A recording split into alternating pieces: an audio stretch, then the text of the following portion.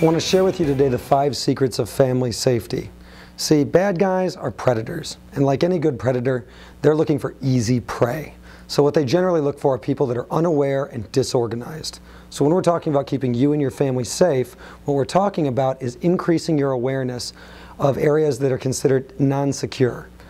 For example, I want you to always be on the lookout. That's rule number 1. You always have to have your head on a swivel, always looking around without looking too darty or dodgy. You want to be extra aware when you're entering and exiting buildings, entering and exiting vehicles, and also when you're in parking lots. Couple of reasons.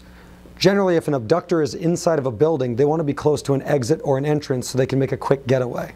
Secondly, if the person is looking to rob you or take something from you, they're going to do it in an area where they can also make a quick exit. That's one of the reasons that parking lots are ideal. It's easy for people to hide between cars and also for them to see people that look lost or confused. So one of the things that you want to make sure that you're always doing while keeping track of your children and keeping track of the rest of your family is also keeping track of where other people are. If you see people kind of standing around with no purpose, they might be a problem. It's not highly likely, but they could be.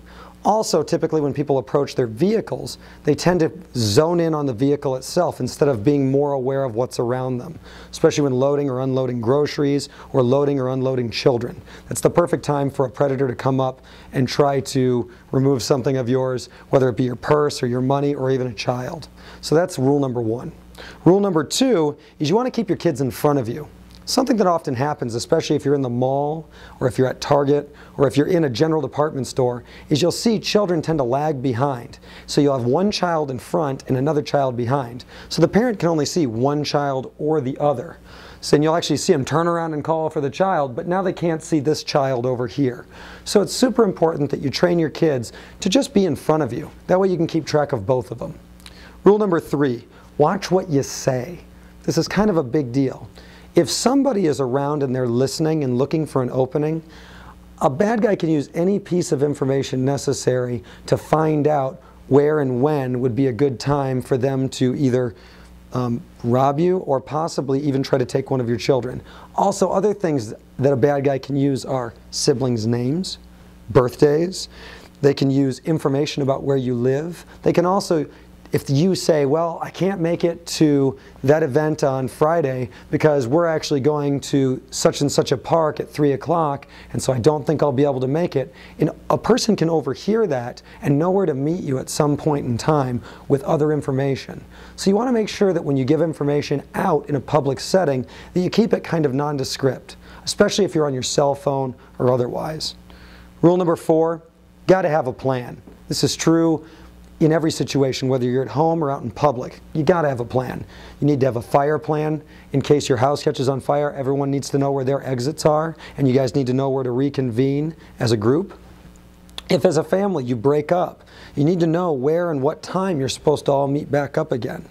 Regardless of whether your children are 4 years old or 16 years old, you still, as a family, need to have a plan.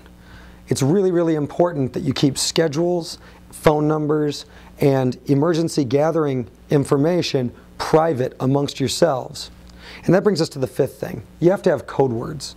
Code words are really important, and a lot of people have heard of the code word where a mother says to their child, well, you know the code word, so if I send somebody that's not me to pick you up from school, ask for the code word. That's a really good idea. You know, you make it a word that only you and your family could possibly know.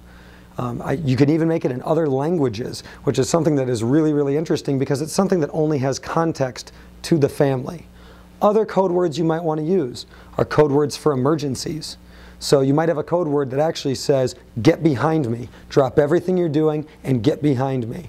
You might have a code word that says, no matter what happens, stay in the car. But it needs to be a short code word so the idea is communicated in a single word and everybody in the family knows that now is not a time to test the waters. This is a 100% emergency, and you never use the code word outside of that context.